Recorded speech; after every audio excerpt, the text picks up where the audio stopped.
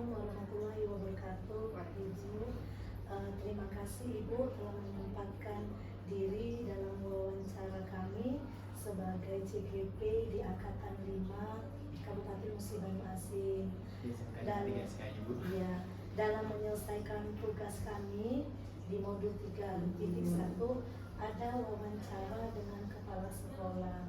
Jadi boleh Ibu, saya ingin mewawancarai Ibu. Silakan. Ya, terima kasih Ibu. Selama ini Ibu, bagaimana Ibu dapat mengidentifikasi kasus-kasus yang merupakan kasus dilema etika atau kasus bujukan moral? Jadi mengidentifikasi dilema etika atau kasus bujukan moral ini ya, pertama kita tahu dari seandainya setelah ada kejadian kan, jadi kita analisis kira-kira dampaknya bagaimana, apa banyak dampak. Kalau dalam Islam kan banyak manfaat apa mudarat. Jadi ketika ada suatu masalah yang menyangkut dilema etika ini, saya identifikasi dan saya lihat itu lebih banyak manfaatnya, ya saya akan lakukan itu, tetapi dengan tidak merugikan siapapun.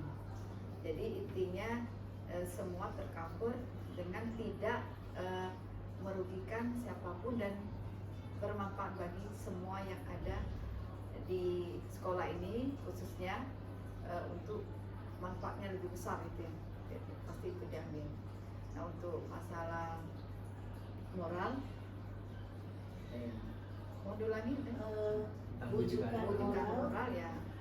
Kalau untuk bujukan moral, saya lihat dulu, misalnya ada suatu permasalahan, ini apa penyebabnya, dan kalau sudah diketahui apa penyebabnya, baru nanti kita analisis dan cari jalan yang terbaik. Itu saja. Ya, seperti itu. Yang izin tanya juga Bu, ketika Ibu mengambil keputusan di sekolah ini, di SMK 3 ini Bu, terutama untuk kasus-kasus di mana ada dua pilihan yang sama-sama benar atau sama-sama mengandung nilai kebajikan, Ibu mengambil keputusan itu yang seperti apa Bu? Ketika menghadapi, oh ini benar ini, oh ini ternyata ini juga sama-sama sesuai dengan nilai kebajikan, pertimbangan Ibu seperti apa Bu? Ya pertama-tama ya kita mencari bagaimana ini supaya dua-duanya bisa berjalan. Misalnya kalau di dalam keputusan itu ada win-win solution.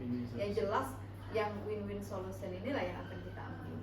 Jadi maksud saya begini, kembali tadi seperti pertanyaan yang diajukan oleh Ibunya Ayu tadi, bahwa saya akan melihat manfaat dengan mudaratnya. Ketika itu banyak manfaatnya, ya yang banyak manfaatnya kita ambil dengan tidak merugikan orang lain atau merugikan pihak-pihak lain, dan semuanya merasa disenangkan dan merasa diuntungkan Dari hasil keputusan. Iya, dari hasil keputusan.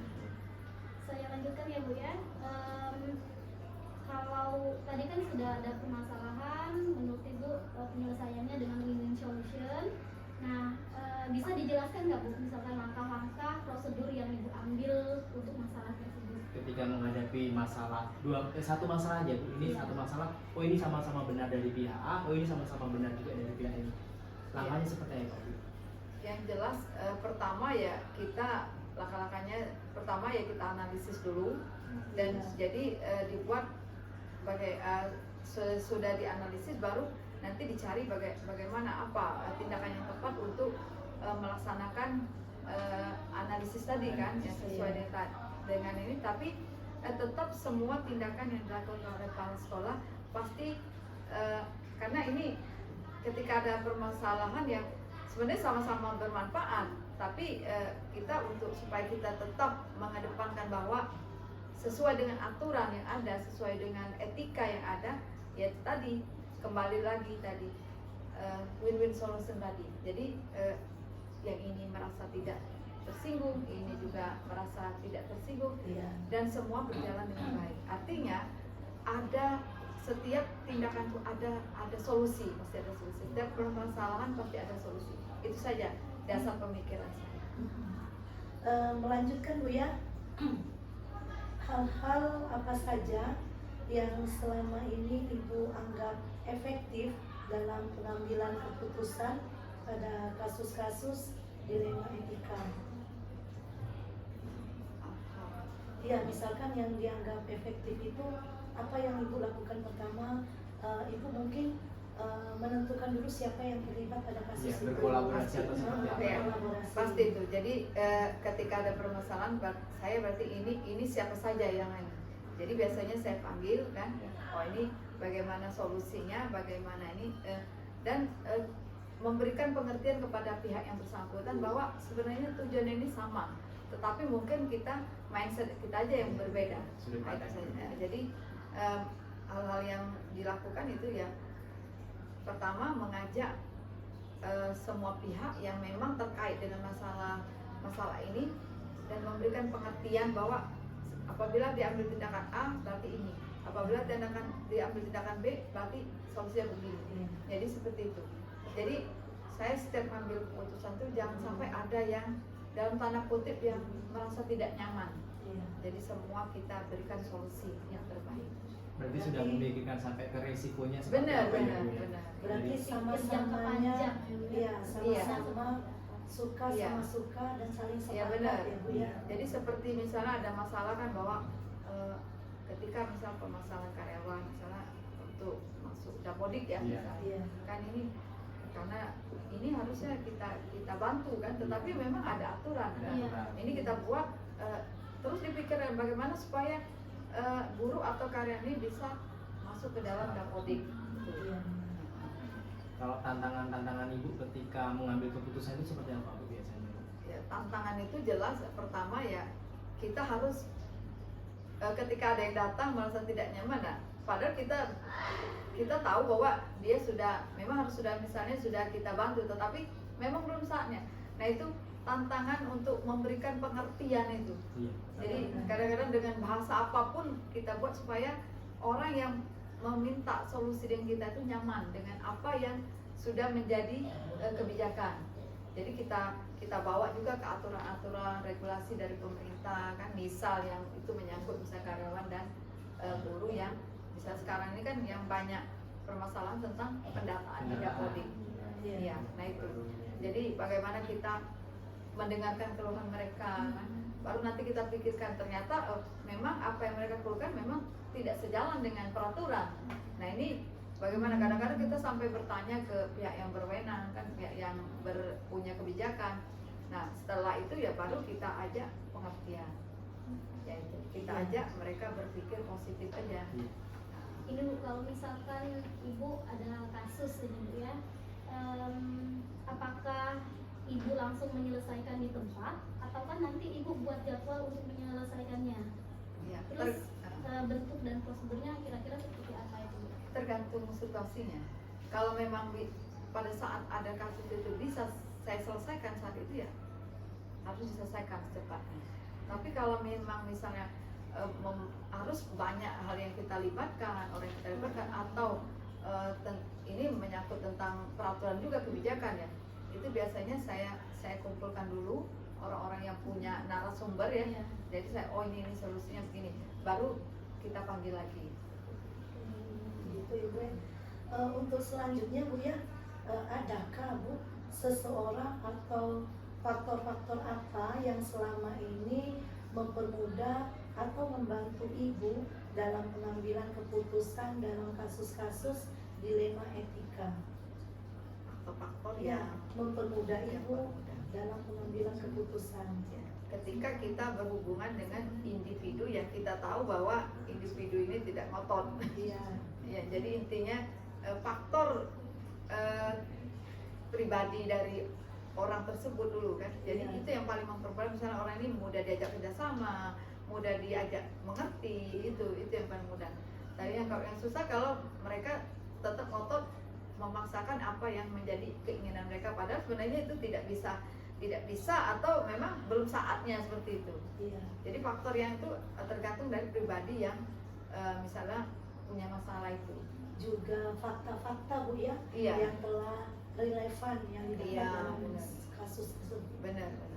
Ya, tanya Bu, ini misal ada 4 paradigma dilematika Bu. Ada individu lawan kelompok, ada rasa keadilan lawan rasa kasihan, kebenaran lawan kesetiaan, dan jangka pendek lawan jangka panjang. Kalau dalam kasus-kasus yang Ibu selama ini dapatkan dan temui, lebih cenderung ke 4 paradigma yang mana Bu? Dari 4 paradigma ini? Oh, yang ini ya, yang kasihan itu. Oh, Dari rasa rasa peduli, ya. lawan Oh, rasa kasihan. itu karena itu Iya. melibatkan sense kita ya, Iya. apalagi saya kan seorang perempuan ya, kan perempuan itu banyak mengedepankan perasaan, kadang-kadang logikanya sedikit. Itu yang mungkin paling banyak ditemu ya Bu? yang paling banyak ditemui. Iya. Ini sudah banyak tadi ngobrol Ibu, kami dapat ilmunya. Ini kira-kira dari pengalaman Ibu dalam menyelesaikan kasus-kasus selama ini itu, pembelajaran apa yang bisa Ibu petik dari pengalaman Ibu dalam mengambil keputusan ini? Dengan dilema yang Oh, kita tadi. Iya. Jadi yang pertama bahwa pengalaman seperti itu bahwa saya tidak boleh menyamakan pikiran orang itu dengan pikiran saya. Dan kadang-kadang kan kita anggap itu sederhana, tapi bagi orang mungkin itu mungkin bagi orang itu berat. Jadi saya berusaha untuk memposisikan diri saya sebagai orang yang yang peduli tadi ya. Jadi saya memposisikan siapa yang individu yang datang ke saya atau kelompok ya, saya memposisikan hati dan pikiran saya ke seandainya saya sebagai dia. Nah, itu. Iya. Berarti dikembalikan lagi ke dirinya ya Bu? Iya. Iya benar. Jadi kita jangan bagi kita satu mudah kan, tapi bagi orang berat kan. Jadi baiknya kita menyelami apa yang saat itu. Oh ini berarti sananya saya seperti ini ya, seperti ini. Iya. Itu lebih mudah mencari solusinya. Kan? Berarti ketika ada sesuatu kasus atau seperti apa, ada hal tertentu yang akhirnya terkuak dalam, maksudnya oh ini opsional, yang ternyata pada waktu ini baru kita sudah merencanakan, tapi ketika ada diskusi tadi langsung Benar, ketemu. ada konsep. Benar. Iya. Di materi kami juga ada Bu, mengambil keputusan yang berdasarkan rasa peduli tadi itu masuk ke dalam prinsip care based thinking. Jadi Iya, care kita based thinking. jadi kita mengutamakan rasa peduli kita Iya. terhadap Iya. Karena proses orang yang coaching mempunyai tadi. masalah tadi. Iya. Peduli dan empati. Iya. Iya.